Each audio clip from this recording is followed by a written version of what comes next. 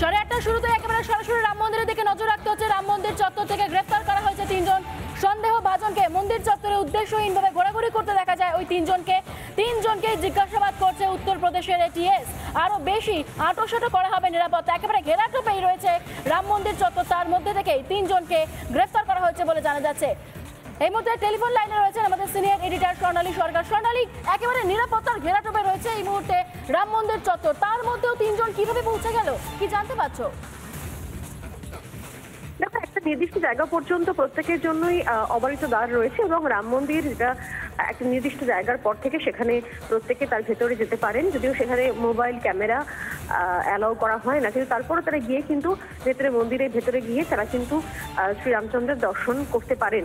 কিন্তু একটা জায়গা পর্যন্ত সেটাকে আটকে রাখা হয়, ব্যারিকেড করে রাখা হয়েছে। কিন্তু যেরকম জানতে পারা যাচ্ছে, যতটুকু পর্যন্ত সাধারণের এখতিয়ার রয়েছে, যেখানে পর্যন্ত সাধারণ মানুষ যেতে পারেন মন্দিরের বাইরে, সেইখানেই উদ্দেশ্যহীনভাবে 3 সন্দেহভাজন ব্যক্তিকে ঘোরাঘুরি করতে দেখা যায় এবং তারপরে তাদেরকে এসে জিজ্ঞাসা করে এটিএস যে তারা কোনো ধর্মীয় সংগঠন থেকে এসছে কিনা, বা তারা কোনো সাংবাদিক কিনা, বা তারা সাধারণ মানুষ বা ভক্ত কিনা, কিংবা দর্শনার্থী কিনা। কারণ অনেকেই আসছেন শুধুমাত্র দেখতে যে কি চলছে সেটা দেখার জন্য অনেকে আসছেন, কিন্তু তারা কোনো কথারই কোনো স্পষ্ট উত্তর দিতে পারেন না এবং সেই সময় তাদেরকে ইউপি এটিএস তাদেরকে গ্রেপ্তার করে। কারণ জিজ্ঞাসাবাদ করার জন্য যে আরো তাদের পরিচয়পত্র দেখার জন্য, এমনকি তাদের যে পরিচয়পত্র চাওয়া হয় সেটাও তাদের কাছে সেই মতো ছিল না।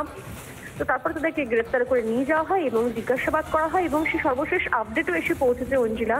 আমি জানিয়ে রাখবো যে সর্বশেষ আপডেট হচ্ছে তাদের সঙ্গে কিন্তু কোনো রকম জঙ্গি সংগঠনের কোনো সম্পর্ক পাওয়া যায়নি এখনো পর্যন্ত। কিন্তু কি উদ্দেশ্যে তারা এইভাবে ঘোরাঘুরি করছেন এবং পরিচয়পত্র ছাড়া, সেটা কিন্তু একটা সন্দেহ তৈরি করেছে। তবে আপাতত যে খবর, যে এই ঘটনার পর থেকে বারবার এই নিয়ে এর আগেও গতকালও ঘটেছিল এই ঘটনা, এরকম একটা দুটো ঘটনা ঘটছে আশপাশে বিচ্ছিন্ন। তো সেই জন্য কিন্তু আজ থেকে অত্যন্ত সতর্কতা অবলম্বন করা হচ্ছে এবং নিরাপত্তা কয়েক গুণ বাড়িয়ে দেওয়া হচ্ছে। আজকে উত্তরপ্রদেশের মুখ্যমন্ত্রী যোগী আদিত্যনাথ তিনি নিজে আসবেন। তিনি প্রথমে যাবেন হনুমানগড়ি এবং তারপর সেখান থেকে তিনি যাবেন রাম মন্দির। কারণ আজ থেকেই প্রায় শেষ মুহূর্তের কাজ, মানে যে বন্দোবস্ত সেটা শুরু হয়ে যাবে, কারণ হাতে রয়েছে মাত্র আর 3 দিন।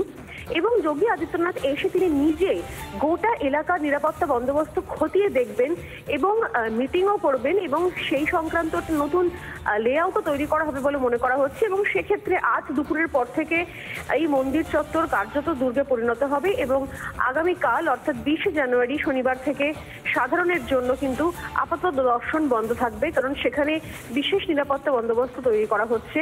এরপর 22 জানুয়ারি প্রাণ প্রতিষ্ঠা হয়ে যাওয়ার পর এবং 23 জানুয়ারি আরো কিছু রিচুয়াল রয়েছে, তারপর 24 জানুয়ারি থেকে কিন্তু সাধারণের জন্য 23 তারিখ থেকে ইনফ্যাক্ট সাধারণের জন্য এই দর্শন আবার শুরু হবে এবং মন্দির চত্বর খুলে দেওয়া হবে।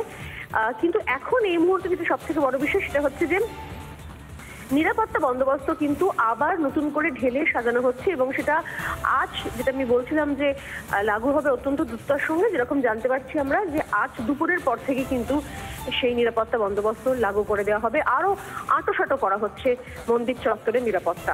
ঐন্দ্রিলা, ধন্যবাদ স্বর্ণালী। আমাদের সঙ্গে ছিলেন টেলিফোন লাইনে আমাদের প্রতিনিধি এবং সিনিয়র এডিটর স্বর্ণালী সরকার।